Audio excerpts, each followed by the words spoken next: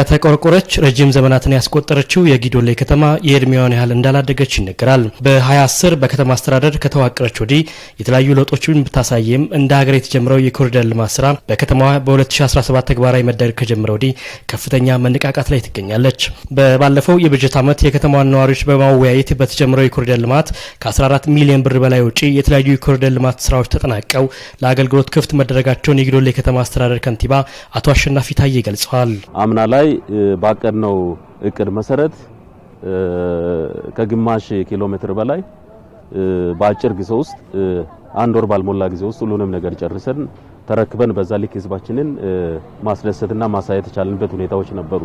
14.7 ሚሊዮን አካባቢ በጀት የፈጀ ነበረ አምና ላይ ኢንቨስት ያደረግነው። በሁለተኛ ዙር የኮሪደር ልማት በመንግስት በተያዘ ወጪ ከተማዋን ምቹ ውብና ዘመናዊ ለማድረግ የሚያስችሉ ግንባታዎች የተፋጠኑ ነው ያሉት ከንቲባው ስራው በአጭር ጊዜ ተጠናቆ ለአገልግሎት ክፍት ይደረጋልን ብለዋል። ከተማ እንድትለወጥ እንድትቀየር ከዚህ በፊት የነበረው አመራር ብዙ ጥረት ሲያደርግ ነበረ። ቢሆንም ግን ይሄ ኮሪደር የሚለው ጽንሰ ሐሳብ ከመጣ በኋላ በአጠቃላይ የከተማውን ገጽታ እየቀየረ ያለበት ሁኔታና ህብረተሰቡም በልማት ተሳትፎ ውስጥ ያለውን ተሳትፎ በደንብ ለማሳየትና ከተማዋን ለመቀየር ሁሉም እጅ ለእጅ ተያይዞ አብሮ ለመስራት እጅግ በጣም መነሳሳትን የፈጠረና የከተማውን ድባብ እየቀየረ ያለበት ሁኔታዎች አሉ። የተለያዩ የመሰረተ ልማት ማስፋፊያዎች እየተደረጉ እንደሚገኙ የሚገልጹት አቶ አሸናፊ የኮሪደር ልማት ስራው ከተማዋን ዘመናዊ ከማድረግም ባለፍ ለበርካታ ወጣቶች የስራ ዕድል የፈጠረና ጠንካራ የስራ ባህልን እንዳስተዋወቀ ገልጸዋል።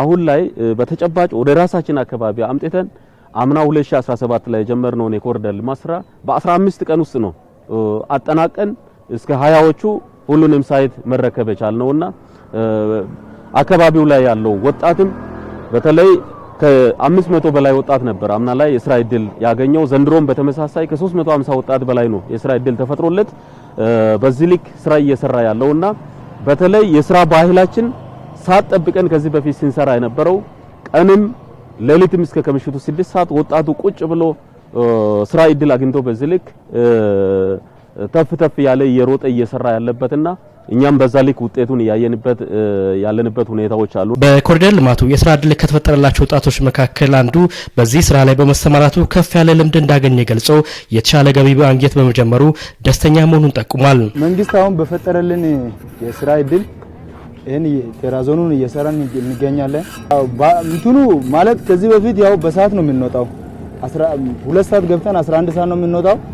አሁን ግን ያው ብዙ ሰዓት ነው የምንሰራው። የኮሪደር ልማት ስራው በከተማው ከተጀመረ ወዲህ የከተማዋን እድገት እያፋጠነ እንደሚገኝ የሚገልጹት ያነጋገርናቸው የከተማዋ ነዋሪዎች በሌሎች ከተሞች የሚመለከቱት ዘመናዊነት ማጣጣም መጀመራቸውን ተናግሯል።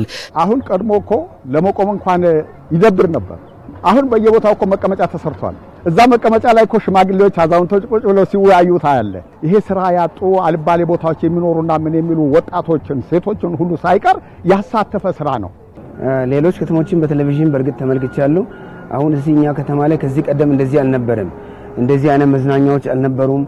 ብዙዎቻችን በቤታችን ነው የምንቀመጠው እና አሁን እንዲህ ወተን ወደ ማታ አካባቢም ዘና ስንል በጣም ደስ የሚል ነው። በቀጣይም በሚደረጉ የኮሪደር ልማት ስራዎች አስፈላጊውን ድጋፍና እገዛ ለማድረግ ዝግጁ መሆናቸውን ገልጸዋል። የከተማ አስተዳደሩ አሁን የተፈጠረውን መነቃቃት በመጠቀም በቀጣይ ህብረተሰቡን ያሳተፉ ቀጣይ ምዕራፍ የኮሪደር ልማት ስራዎች እንደሚካሄዱም አመላክቷል።